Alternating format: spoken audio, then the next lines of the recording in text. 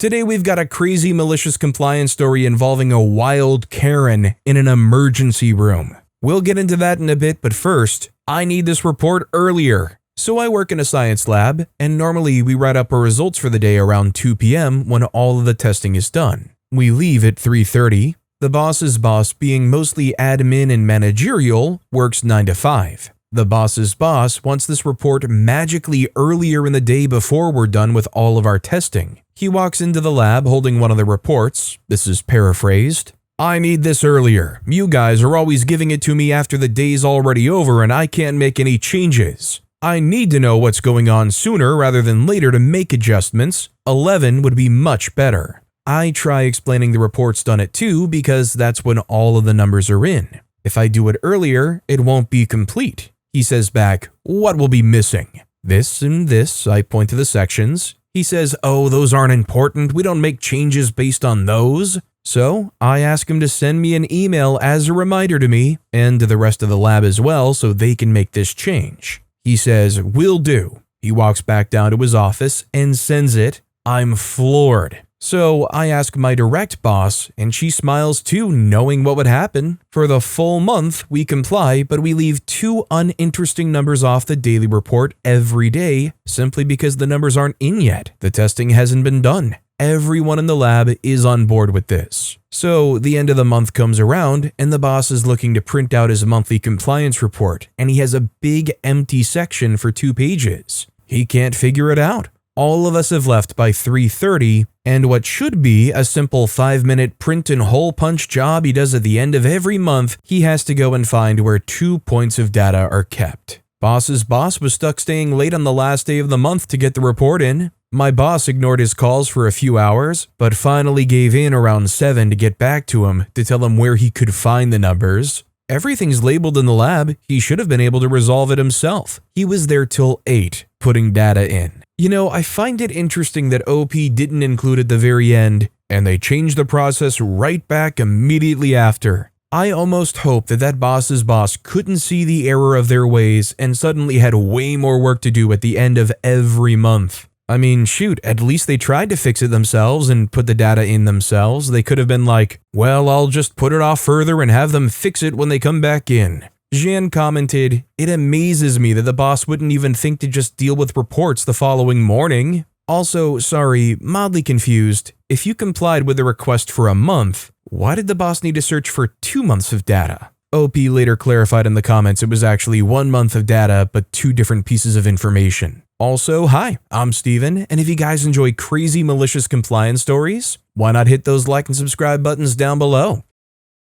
Our next story is money is money. I work as a cashier in a supermarket. I mentally scream every single shift because people really stress me out these days. But alas, I can pay my bills. My workplace has a ton of rules. Some stupid, some not. For example, we have a minimum of $5 per card transaction. Yes, ma'am, even Apple Pay. But personally, I gotta say I only follow that rule when a manager is around. Or if the client is a real jerk. You understand. There's a rule that I do understand. We cashiers can't accept a huge amount of loose change or change rolls without a manager's approval. We can totally accept something like $4 in just quarters, but not that same amount in just dimes and cents. We have a Coinstar machine literally steps away for that. Well, guess what happened some days ago? This oldish lady who couldn't even grant me a good evening wanted to give me her whole total in quarters, dimes, and nickels and cents. Her total was $12 with some cents, so I definitely couldn't accept it.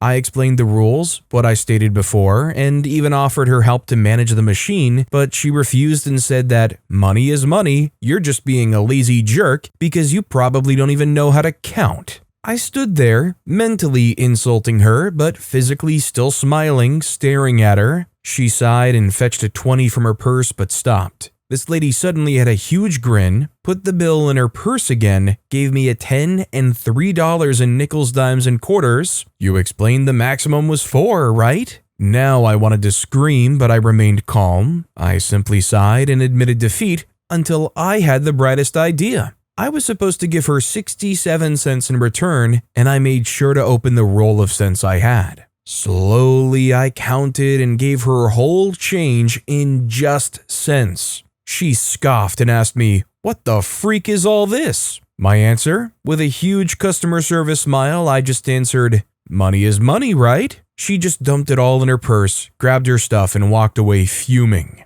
Oh well. People like this lady are exactly the reason why places like McDonald's are now posting those signs saying, "Well, they've stopped minting the penny, therefore we're going to either round up or round down." Also, I would love a good conspiracy, even though it probably doesn't make sense. Is a place that's doing that, rounding up or down based on how many cents they are, stand to actually make more in the long run by rounding up? I mean, granted, I know it's just pennies, but it adds up over time, right? Jeffrey F. commented, "I usually just put change from my activities of a few weeks into the ashtray in my car, or in a jar in the house. There was a convenience store about a block from my house where I stopped frequently. The owner got to know me. One day they were scrambling for change on a Saturday evening after their bank closed. I told them I got some coins from my house and can help them out, which they agreed. I came back with about $30 or so in coins. Every few weeks, I would just show up with a pocket full of change and just drop it on the counter. They loved that, especially between Saturday evening and Sunday night when their coins ran low." Our next story is, Shady Boss lied about my position to keep me from policy-allowed benefit for years. I found out and it changed everything. A few years ago, I worked at a big retail company and had for many years. Eventually, I went through enough grad school education to get my license to work at a higher level, much more pay, more job satisfaction, more responsibilities, fancy title, but the job market was rough. I stayed on with my company to work in a floater position where I would cover a large area and work at all the stores within that area on a rotating but a regular basis. Eventually, I wanted to get a staff position where I have a single store assigned. The area was huge, the furthest store being over 100 miles from my home, and that is exactly where I was assigned to train for the new role. It was a rough store. Folks in my position were robbed and assaulted at gunpoint, neighborhood was very unfriendly, volume at the store was among the highest in the state, staff turnover was, as you might expect, extreme.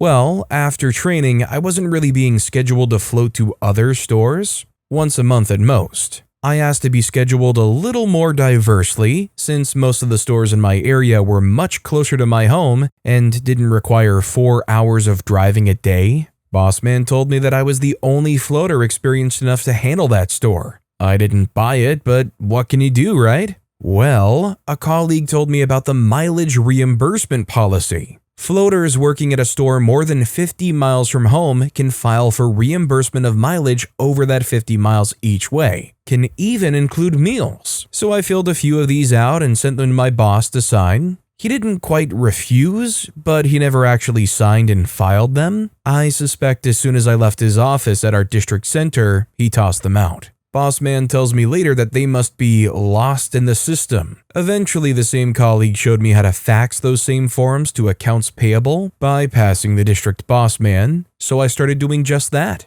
One day, boss man calls me in a panic. He wants to stop my filing the forms. I ask to be floated closer to home, but he won't budge. He needs me at that miserable store. He promises me that he'll make me a staff role at that store if I promise to stop faxing those forms. Staff roles are a promotion and usually come with better pay and a few other little conveniences, so I agree. Boss man says that there won't be a pay bump right away, but that it'll come down the road. That never happened. 2 years later, the situation at the store has become too toxic for even me. I asked to step down from the staff position to be a floater again and be allowed to float to other stores. Boss man says that I already am a floater, never was in a staff position, but that he can't let me work at other stores because it's better for me and the customers if I stay there for familiarity. Floaters do not get scheduled to stores exclusively, so I'm being singled out because they're still desperate to cover that dump of a store. I'm livid, so I started looking. It took me months, but eventually I found an opportunity to make my dream career transition. I put in my formal notice, and that's when the fun started.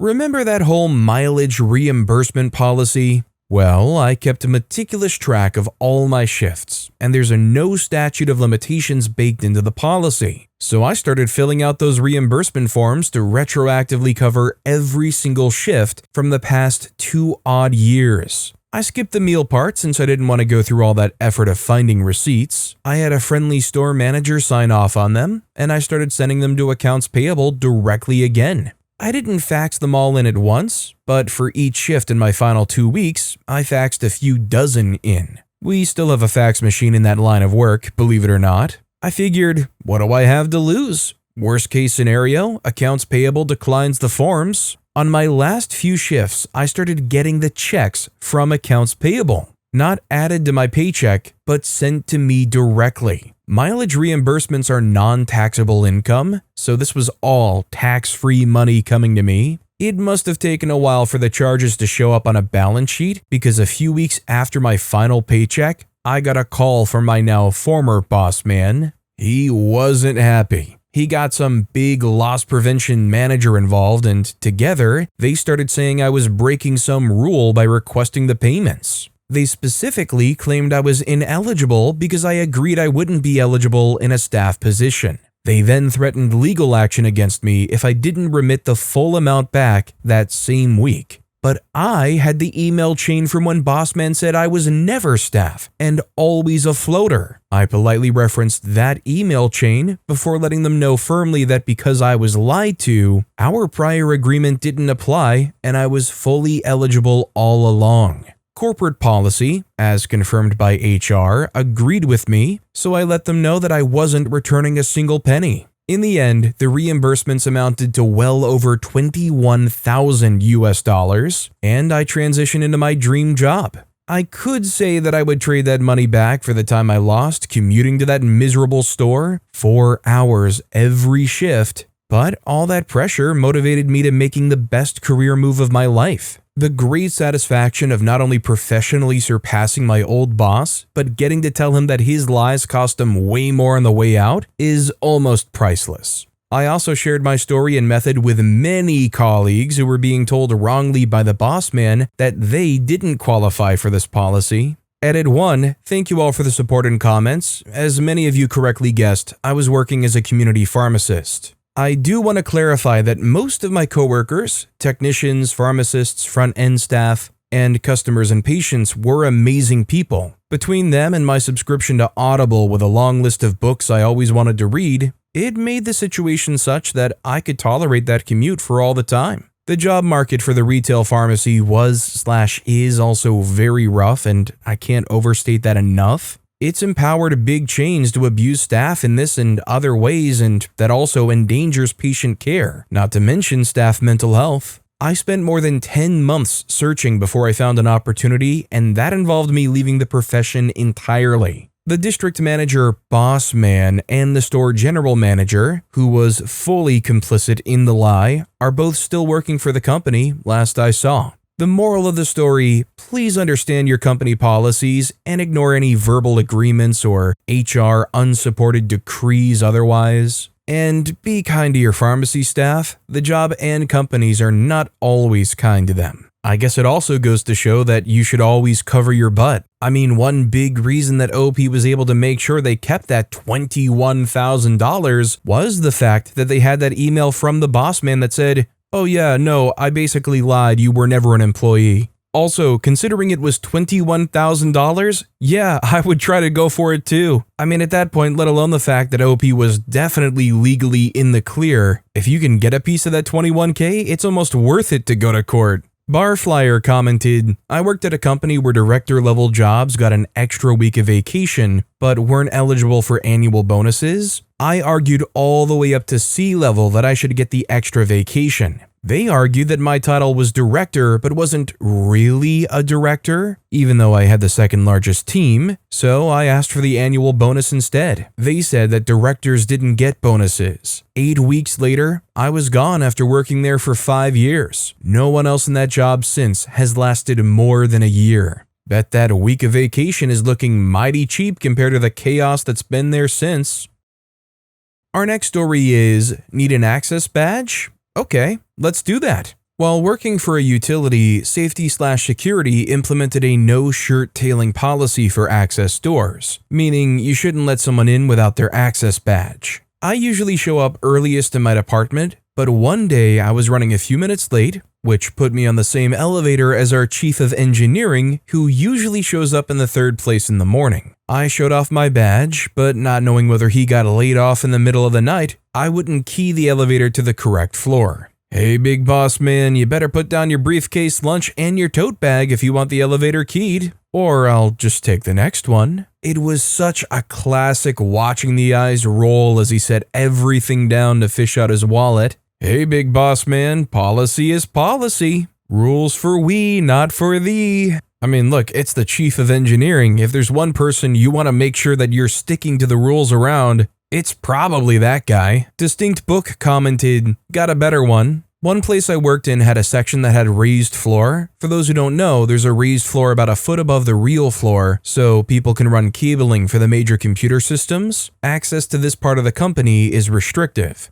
Well, one boss really raised access to this part of the building. If you were not assigned to this room, you had to request 24 hours in advance and had to have a good reason. So one day, he's showing the vendors a nickel tour of the place. He touched the intercom and requested the door open, and they refused. He tried again, and they quoted the policy, and of course refused. The people thought they were being tested. They were so mad, he requested all of them to be fired. Their boss said they were only following procedures they started.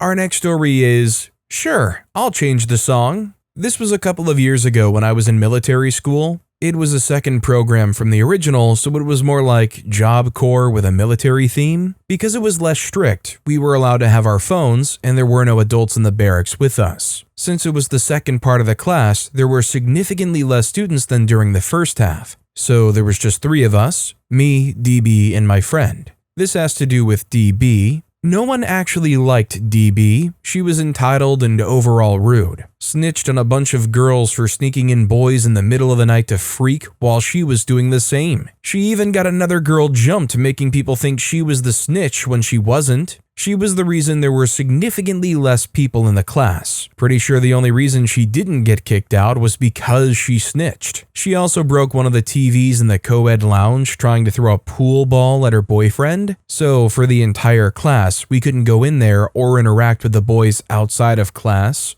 Anyways, on to the story. I was in the barracks with my phone connected to the TV to play music while I drew. My friend was already in there, but DB was somewhere else. My friend and I have similar taste in music, so we were both chilling. I was playing some Tool. Nothing too heavy, but still my taste of music. At some point, she walks in, and a few minutes later I hear DB ask me what was playing, and to change it because it was weird. I said sure. I changed it to Memento Mori by Lamb of God. Her face when the last wake up turned into the most metal scream she has probably ever heard in her life was freaking amazing. Now, I'm gonna be honest, I haven't listened to any Tool. I don't know Memento Mori by Lamb of God. Give me a second, let me do some quick research. And alright, I did some research. I gotta say, the Memento Mori song started off very atmospheric and I really liked it. And then I woke up. And it was very loud and very screamy. Clever Girl 2013 commented, to be fair, Tool is great, but it is weird. Automatic Winter 464 replied, LMAO, she really said change the music. And you took her straight from Tool to Lamb of God on hard mode. That scream probably reset her whole brain. Honestly, she earned it. Our next story is Retail Changing Room Chaos. I've worked several retail jobs, and by far the worst position/task/assignment is the fitting room. People are crazy rude, weird, and entitled. One of my favorite ways to teach these people a lesson was when we had to count them in and out of the rooms. As we welcomed them in, we would count the number of items they had and give them a tag with a number on it. Then they would come back and have to hand me the tag and their items. The number of times these people would leave their hangers or their stuff they didn't want to buy on the floor or the benches of the fitting rooms was ridiculous. I would always very politely send them back, and then smiling like I'm stupid as freak, I would set down the items that they were going to purchase and then dump everything that they had left on the floor on top of it while I rehung and counted to make sure they had the same numbers of items leaving as they did going in. The size of frustration and impatience was so rewarding. Just give me a second here, plop. Could you imagine wanting to check out at that little register they've got there, and then they just plop that mountain of clothes on top, going one by one? Gotta put this one back. Gotta put that one back. Yep, another article I've gotta put back. Equivalent Salary 357 commented, OP says, I'm sorry, but you're short 2 items. The customer replies, I left them in the changing room. OP responds, you'll need to go get them. Customer replies, I don't have time for that. OP then says on the radio, security to changing room, possible shoplifter. Customer replying, wait, what? Our next story is, reconsider working here if I want to take a honeymoon? Okay. I had a manager who hated reading emails and would miss important issues in meetings because of it. I even suggested text-to-speech to make it less unpleasant, but he told me off. He spent a lot of time playing golf with clients and was mostly inaccessible. It got to the point where most of the team CC'd me. I was next in the totem pole, so I could grant approvals for stuff like expense reports and help out on projects my manager was supposed to work on. When I was getting married, I requested 3 weeks off for my honeymoon. Everyone knew I was getting married. Manager even congratulated me on the engagement when it happened. I had 5 weeks vacation accumulated and didn't think it would be a big deal, especially since I was requesting it nearly 8 weeks in advance. Then a vacation request denied email comes in from our time off system. I emailed manager a follow-up, left voicemails, and after a week he finally replied to an email. Look, we need dedicated people. If you think you can take 3 weeks off for a vacation, you need to reconsider your position here. Keep in mind, my request stated vacation request for honeymoon.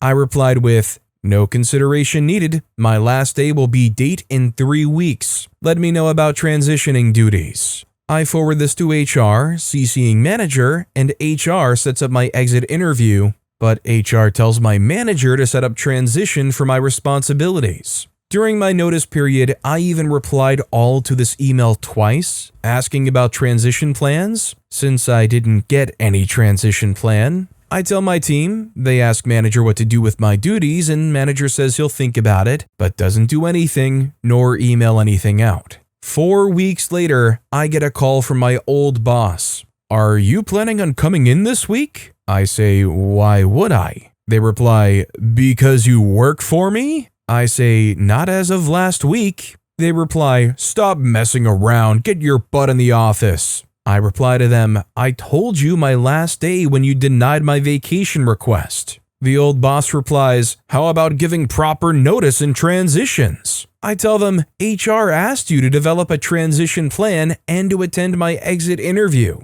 It's not my fault you don't read all your emails. I hang up and block his number, but screenshot the call log and sent it to the HR contact with an innocent, should I be worried old manager thinks I still work for him? Fallout, things went from bad to worse for my old manager. Apparently, I was doing most of his managerial duties, so he actually had to try and get stuff done himself. He also got into some legal issues, those client golf outings. He played golf, but not with clients. That made his termination with cause, so no severance for him. I ended up at a competitor with a nice bump in pay. I wanted to start after my honeymoon, but new company really wanted my help on a pitch. I joined for several weeks, reworking about 1/3 of this pitch, and then went on my honeymoon for 3 weeks. They paid me for the entire time off. That garnered a lot of goodwill from both me and my wife. I only left the company because Mrs. and I moved cross-country, and they didn't have remote positions back then. I don't have all the details, but no old manager had to hire lawyers to deal with legal issues related to his dismissal and the expenses. Clarification, this happened in the late 2000s. Mrs. and I are still married. This very well may take the cake, at least it's close to being up there, for the title of the most clueless manager and hands-off manager that has had the pleasure of gracing this channel. How do you get CC'd so many times? HR reaches out to you. You are told directly from the person that they are leaving, and you still manage to miss every single bit of it while golfing. I mean, that's a whole nother level of not give a freakery that I didn't even think was possible to aspire towards. I bet when the paychecks actually cashed for that jerk, it felt pretty good for them, till they FAFO'd. Asteroid 1 commented, "Never give an ultimatum you're not prepared for the other party to take. Good job, OP. Freak that guy." Peace Love Navi commented, "Yep, exactly. I had a boyfriend once tell me that it was either him or my group of internet friends that I chat with 2 to 3 times a week for a few hours at a time. Told him I'd known some of them for 8 years at that point, and some were closer to me than my siblings. Since him and I had only been official for 2 months, they would take priority." He cried immediately and tried to backpedal his way out of the ultimatum by saying he'd be more understanding of my social needs, but for me, the damage was already done. Sorry, bud. This is what you asked for. Now deal with it. Edit. Also, we met online and we're both gamers, so it's not like he was a stranger to the idea of internet friends. Our next story is, you don't want to see the doctor right here? No problem. I was an ER charge nurse a few years back at a busy facility. In order to increase capacity during busier times, we frequently would bring patients to hallway gurneys to be seen by the doctor. It's not a great setup, literally just a gurney in the hallway in front of the nursing desk. But if the rooms are clogged with patients waiting on beds upstairs, etc., it's a commonly used workaround. So, one night a few years back, we're busy and non-emergent patients are waiting for hours in the lobby. I'm using hallway gurneys to increase throughput. I'm putting stable patients who don't need cardiac monitors into the hallway, so I bring the next patient from the lobby to a hall gurney. Let's call her Karen. Karen is griping because she's been waiting hours. Since American healthcare is all about kissing butt and patient satisfaction, I can't tell her that she's been waiting because her medical complaint would be dumb to take to urgent care,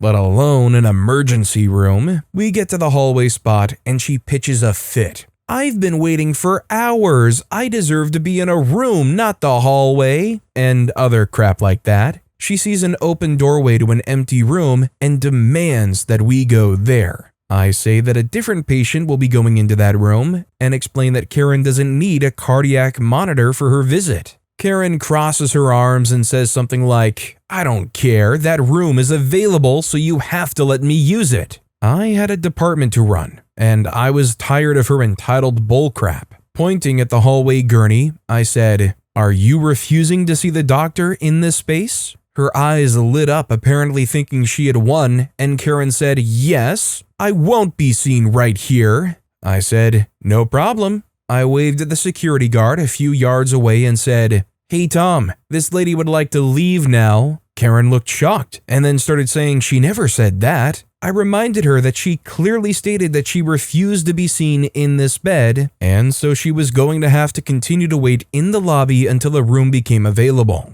She tried to backtrack and said something like, "Fine, I'll see the doctor here." I just shook my head and said, "It's too late for that. You've already refused. Tom will escort you back to the lobby and we'll call you back to a room as soon as we can." Security walked her to the lobby and she pretty quickly decided to just leave without being seen. ETA, I'm being vague on some points on purpose, #HIPAA, but her particular complaint was a bullcrap reason to come to the ER. She was not going to have to disrobe or change into a gown, so visual privacy was not a real concern. It was a more private environment than a crowded lobby, that's for sure. I would also like to say that I was doing her a favor by letting her be seen in the hallway. I had real emergencies that needed the monitored beds, and it would have been negligent of me to give her one of those beds while making a real emergency wait longer. I was putting non-emergent patients into hallway beds to do them a favor so that they could be seen and discharged sooner. My staff was already busy with their own patients, so these were my own patients that I was fitting in while running a 50-bed ER. Just a question here. Would OP actually be violating any kind of HIPAA rights if they described what that person had gone in there for? First of all, OP didn't actually treat them. OP's not including any other defining characteristics here, unless you can suss out who this person is by just figuring out that they were a Karen in the ER. Surely there can't be any sensitivity towards revealing, oh, she had the sniffles or something. Oh, that Karen only had a slight twinge of pain in her ankle, curiously only when she tries to walk around. You know, like I want to know what dumb reason she was in there for. Tofu Loaf commented, I once went to the ER because I caught an accidental elbow to the forehead at a metal gig. It must have cut a major blood vessel because I was literally squirting blood. Ultimately nothing too serious, but I was absolutely drenched in claret head to toe, looked like a victim in a slasher flick. I waited politely in the waiting room to see the triage nurses with my head wrapped in bandages from the venue's first aider, watching people who clearly weren't particularly unwell get heated with nurses about being kept waiting. When my turn comes, I'm deliberately at my most charming with the triage nurses,